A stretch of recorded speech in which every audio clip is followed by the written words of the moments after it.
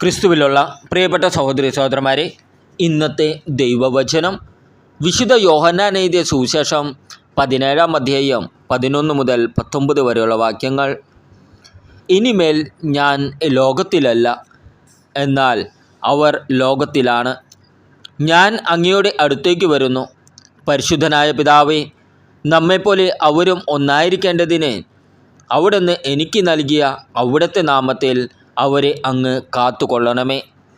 ഞാൻ അവരോട് കൂടി ഉണ്ടായിരുന്നപ്പോൾ അങ്ങ് എനിക്ക് നൽകിയ അവിടുത്തെ നാമത്തിൽ ഞാൻ അവരെ സംരക്ഷിച്ചു. ഞാൻ അവരെ കാത്തു സൂക്ഷിച്ചു. വിശുദ്ധ ലിഖിതം പൂർത്തിയാകാൻ വേണ്ടി നാശത്തിൻ്റെ പുത്രനല്ലാതെ അവരിൽ ആരും നഷ്ടപ്പെട്ടിട്ടില്ല. എന്നാൽ ഇപ്പോൾ ഇതാ ഞാൻ അങ്ങയുടെ അടുത്തേക്ക് വരുന്നു. ഇതെല്ലാം ലോകത്തിൽ വച്ച് ഞാൻ സംസാരിക്കുന്നത് എൻ്റെ സന്തോഷം അതിൻ്റെ പൂർണ്ണതയിൽ അവർക്കുണ്ടാകേണ്ടതിനാണ്. അവിടുത്തെ വചനം അവർക്ക് ഞാൻ നൽകിയിരിക്കുന്നു. എന്നാൽ ലോകം അവരെ ദ്വേഷിച്ചു. എന്തെന്നാൽ ഞാൻ ലോകത്തിൻ്റെതല്ലാത്തതുപോലെ അവരും ലോകത്തിൻ്റെതല്ല. ലോകത്തിൽ നിന്ന് അവരെ അവിടുന്ന് എടുക്കണം എന്നല്ല, ദുഷ്ടനിൽ നിന്ന് അവരെ കാത്തുകൊള്ളണം എന്നാണ് ഞാൻ പ്രാർത്ഥിക്കുന്നത്. ഞാൻ ലോകത്തിൻ്റെതല്ലാത്തതുപോലെ അവരും ലോകത്തിൻ്റേതല്ല. അവരെ അങ്ങ് സത്യത്താൽ വിശുദ്ധീകരിക്കണമേ. അവിടുത്തെ വചനമാണ് സത്യം. അങ്ങ് എന്നെ ലോകത്തിലേക്ക് അയച്ചതുപോലെ ഞാനും അവരെ ലോകത്തിലേക്ക് അയച്ചിരിക്കുന്നു. അവരും സത്യത്താൽ വിശുദ്ധീകരിക്കപ്പെടേണ്ടതിന് അവർക്ക് വേണ്ടി ഞാൻ എന്നെ തന്നെ വിശുദ്ധീകരിക്കുന്നു. നമ്മുടെ കർത്താവായ ഈശോമിശിഹായ്ക്ക് സ്തുതി. ക്രിസ്തുവിലുള്ള പ്രിയപ്പെട്ട സഹോദരി സഹോദരന്മാരെ, ഇന്നത്തെ ദൈവവചനം വിശുദ്ധ യോഹന്നാൻ എഴുതിയ സുവിശേഷം 17-ാം അധ്യായം 11 മുതൽ 19 വരെയുള്ള വാക്യങ്ങൾ. ഇനിമേൽ ഞാൻ ലോകത്തിലല്ല, എന്നാൽ അവർ ലോകത്തിലാണ്. ഞാൻ അങ്ങയുടെ അടുത്തേക്ക് വരുന്നു.